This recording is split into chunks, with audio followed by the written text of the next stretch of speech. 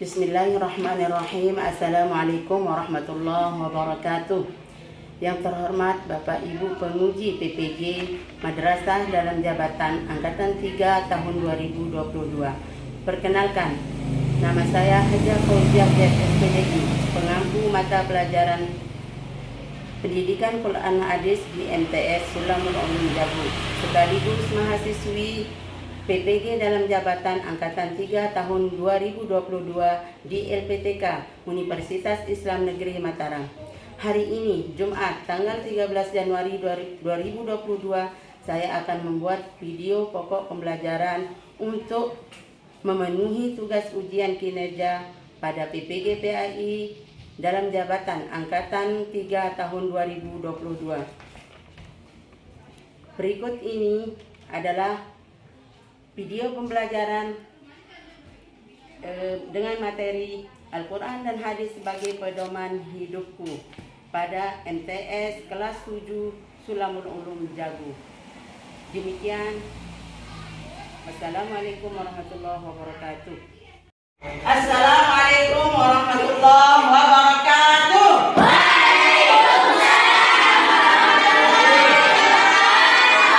Selamat pagi. Apa kabar hari ini? Alhamdulillah, luar biasa. Tetap semangat. Yes.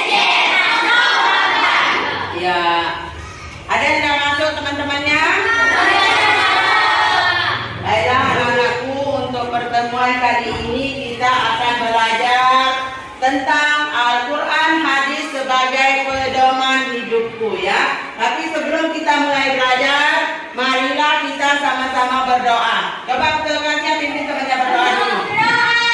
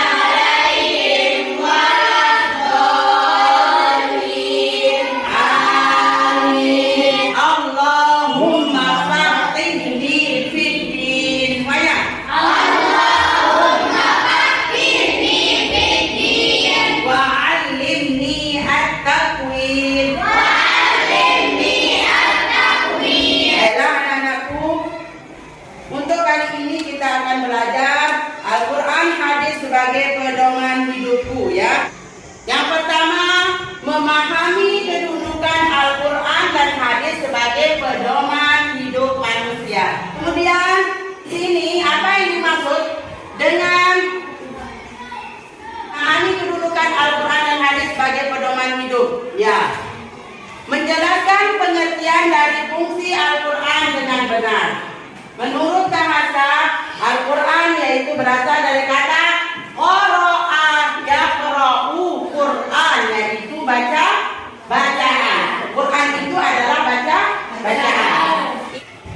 Qara'a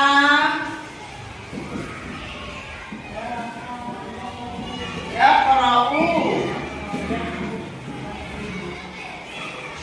Quran. Kemudian menjelaskan fungsi hadis dengan benar.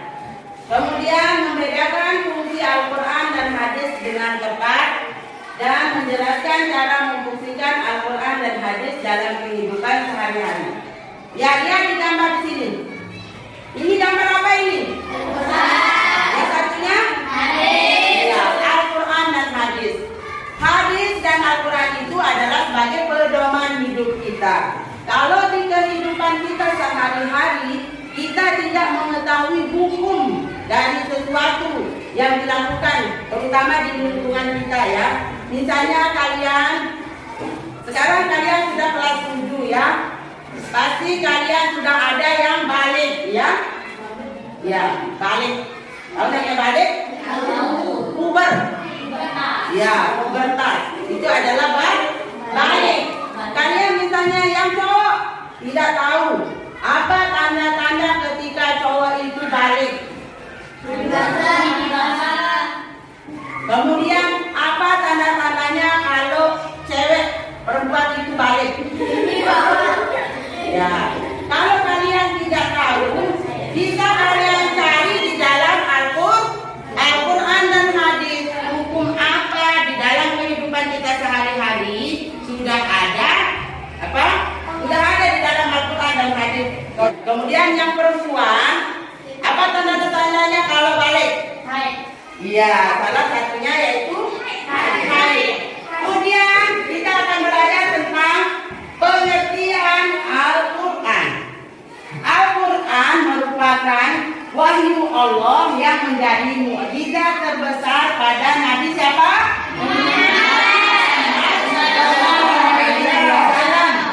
Ya. Sebagaimana di dalam Al-Quran surah Al-Qiyamah ayat 17 dan 18. Bapak dibuka Al-Qurannya. Di sana ayat 7 dan ayat 17 dan 18. Disebutkan demikian, Ibu akan bacakan. A'udzu billahi minasyaitonir rajim. Bismillahirrahmanirrahim. Inna 'alaina jam'ahu wa qur'anah. Sesungguhnya kami yang akan mengumpulkannya di dalam dalamnya dan membacanya. Kemudian ayat yang ke-18.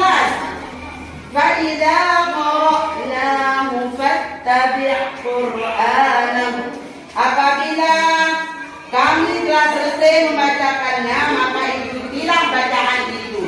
Itu tandanya Al-Quran adalah merupakan wahyu Allah. Al-Quran adalah kalam Allah. Al-Quran itu isinya tidak ada yang berbohong. Itu semua yang ada di dalam Al-Quran adalah murni kalamullah, perkataan Allah. Ya. Dan perlu kalian ketahui, kitab-kitab yang terdahulu sebelum Al-Quran ada Taurat, ada Injil, ada apa? Ya. Semua Taurat, Injil, Zabur ini isinya sudah masuk semua di dalam Al-Quran, ya. Kalau kita membaca satu huruf dari Al-Quran, maka pahala kita adalah 10. Makanya kalian di rumah rajin-rajin mengaji. Jangan kalian sudah anggap diri besar sudah mengaji. Nama-nama Al-Quran, ya. Al-Quran mempunyai 55 nama. Al-Quran itu saja. Dan menurut sebagian ulama ada yang mengatakan 78. Ada ya nama-nama Al-Quran. Dan adapun Ibu tulis di sini, ada yang pertama adalah Al-Burhan. Perhatikan, Al-Burhan artinya bukti. Al-Quran itu kalamullah.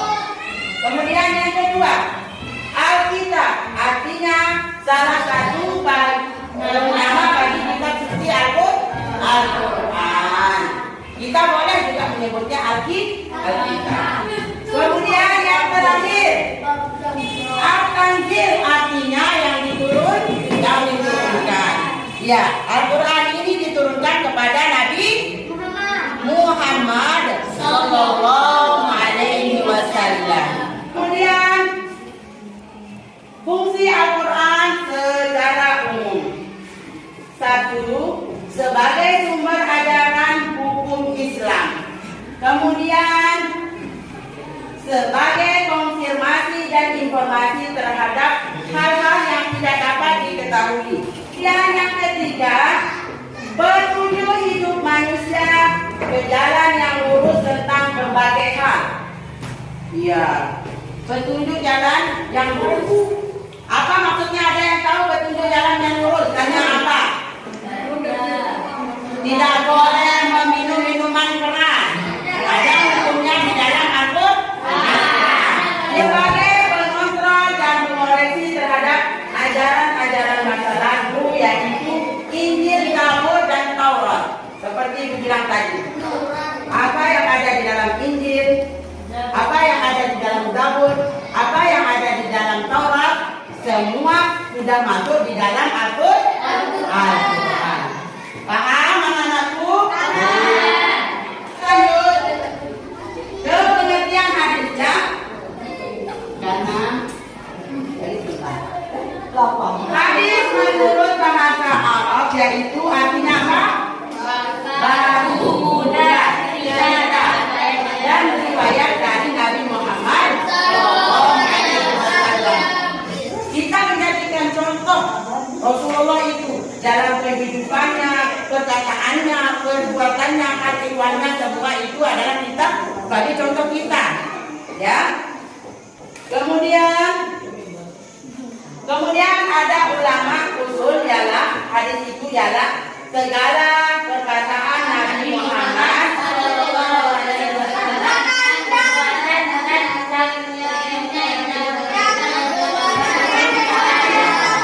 itu menurut sebagian ulama.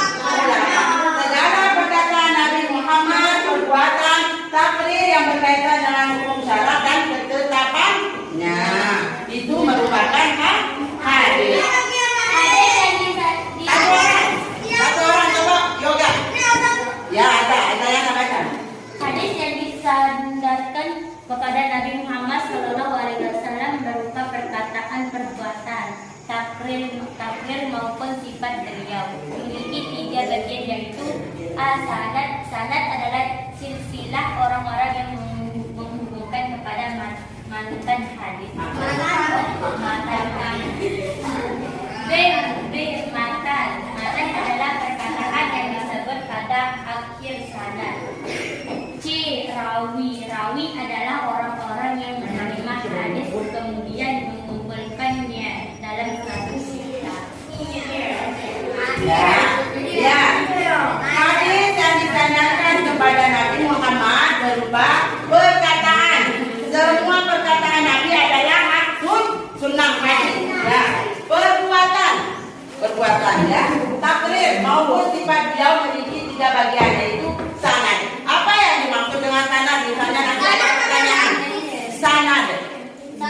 Ya. Misalnya nanti ada di dalam semester misalnya ditanya, apa itu sanad? Maka jawabannya adalah sanad adalah silsilah orang-orang yang menghubungkan kepada matan hadis. Ya.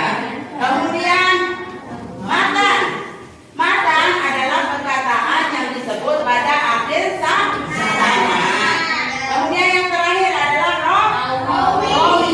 Rawi adalah orang-orang yang menerima hadis kemudian mengumpulkannya dalam suatu kitab.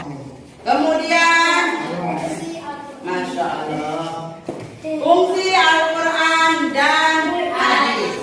Ya, fungsi Al-Quran dan hadis. Hadis juga memiliki fungsi yang penting. Di antara fungsi hadis itu adalah 1.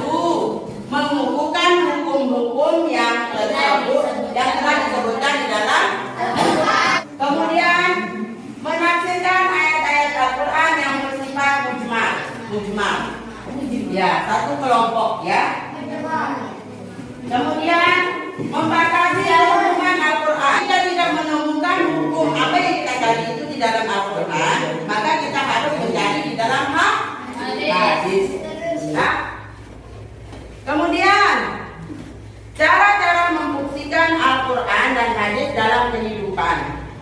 1. Dalam kehidupan kita sehari-hari ini ya. Dalam kehidupan kita, di lingkungan kita, di rumah kita, bersama keluarga, bersama tetangga ya. 1. Sebagai pedoman dalam kehidupan tetangga. Ya. Ibu bapaknya sebelum menjadi suami istri harus apa? nikah dulu, ya. Itu sudah ada hukumnya di dalam Al-Quran. Kalian tahu ada berapa agama di Indonesia? Coba sebutkan. Yang pertama Islam, Hindu, Kristen Protestan, Kristen Katolik, kemudian apa? Buddha. Kemudian sebagai hakim dalam menyelesaikan masalah.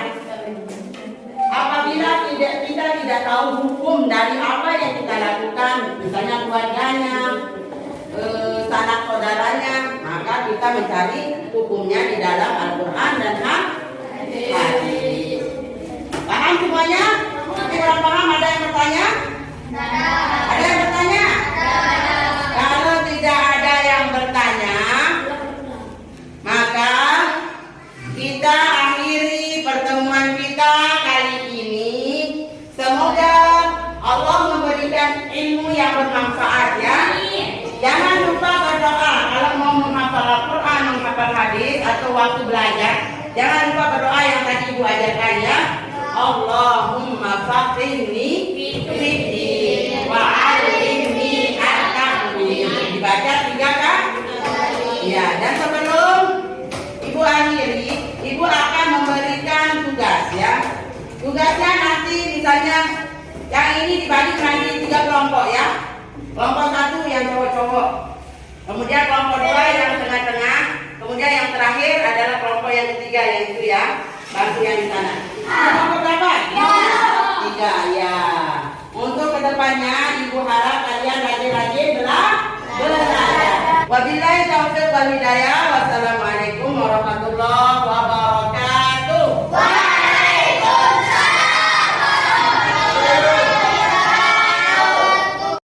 Bismillahirrahmanirrahim. Assalamualaikum warahmatullahi wabarakatuh.